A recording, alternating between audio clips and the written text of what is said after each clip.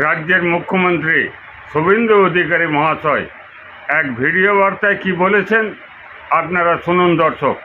তারপরে দু একটি কথা আলোচনার জন্য আসছি। এই রাজ্যে হাজার হাজার ভুয়া এসটি সার্টিফিকেট দেওয়া হয়েছে। এসটি সার্টিফিকেট দেওয়া হয়েছে। আমাদের মন্ত্রী এবং দপ্তর প্রত্যেকটা ভুয়া এসটি সার্টিফিকেটের বিরুদ্ধে তদন্ত করছে এবং দোষী সাব্যস্ত হলে যিনি সার্টিফিকেট দিয়েছেন আর যিনি নিয়েছেন দুজনকেই জেলে পাঠানো হবে।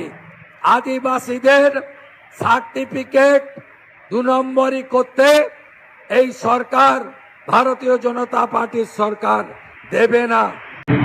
আপনারা শুনলেন দর্শক, গতকাল হুল দিবস মঞ্চ থেকে আমাদের রাজ্যের মুখ্যমন্ত্রী শুভেন্দু অধিকারী মহাশয় যে বিষয়ের উপরে বক্তব্য রেখেছেন, সেই বক্তব্য শোনার পর রাজ্যের সাঁওতাল আদিবাসীরা কিছুটা হলেও আশ্বস্ত হবেন।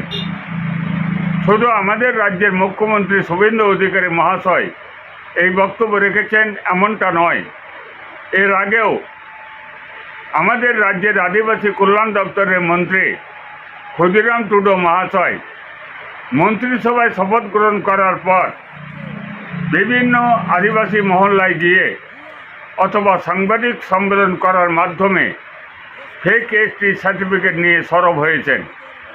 তিনি বলেছেন তিনি মন্ত্রী হয়েছেন, ফেক এসটি সার্টিফিকেট বাতিল করতে হবে, এই দাবি হচ্ছে দীর্ঘদিনের সাঁওতাল আদিবাসীদের। তাই এই দাবিকে মান্যতা দিয়ে ফেক এসটি সার্টিফিকেট বাতিল করবেন বা দোষীদের কঠোর শাস্তি দেবেন, এই বক্তব্য রেখেছেন। এই বক্তব্য আমাদের কাছে খুব সৌভাগ্যের বিষয়।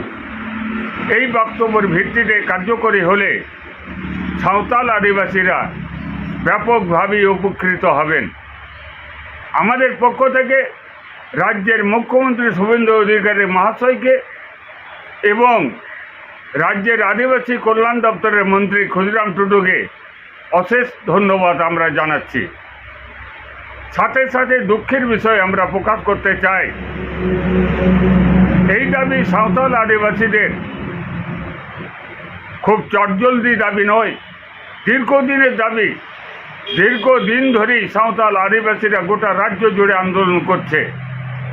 বিগত সরকারের আমলে, মা মাটির মানুষের সরকারের আমলে আমাদের রাজ্যের প্রাক্তন মুখ্যমন্ত্রী মমতা ব্যানার্জি এই দাবিকে কর্ণপাত করেননি। তিনি মুখে বলেছেন ফেক এসটি সার্টিফিকেট বাতিল করতে হবে। তিনি মুখে নির্দেশ দিয়েছেন, ডিএমদের, এসডিওদের নির্দেশ দিয়েছেন ফেক এসটি সার্টিফিকেট বাতিল করতে হবে, কিন্তু ওটা কথার কথা, কাজে পরিণত হয়নি। একটা জায়গাতেও ফেক এসটি সার্টিফিকেট বাতিল করেননি বিগত সরকার। আমাদের বর্তমান সরকার, রাজ্যের মুখ্যমন্ত্রী শুভেন্দু অধিকারী মহাশয় এবং রাজ্যের আদিবাসী কল্যাণ দপ্তরের মন্ত্রী ক্ষুদিরাম টুডু মহাশয় যে বক্তব্য রেখেছেন, এই বক্তব্যের ভিত্তিতে এই বক্তব্য যদি কার্যকরীতে রূপ নেয়, তাহলে আগামী দিনে সাঁওতাল আদিবাসীরা ব্যাপকভাবে উপকৃত হবেন। আশা রাখছি আমাদের রাজ্যের মুখ্যমন্ত্রী শুভেন্দু অধিকারী মহাশয় এবং আদিবাসী কল্যাণ দপ্তরের মন্ত্রী ক্ষুদিরাম টুডু মহাশয় সেই কাজ করে দেখাবেন। আমরা সেই দিকেই তাকিয়ে থাকব। আপনারা যারা হুদিস টিভি দেখছেন, আপনারা আপনাদের গুরুত্বপূর্ণ মতামত এই হুদিস টিভির কমেন্ট বক্সে অবশ্যই লিখে জানাবেন। সকলকেই হুদিস টিভির পক্ষ থেকে নমস্কার।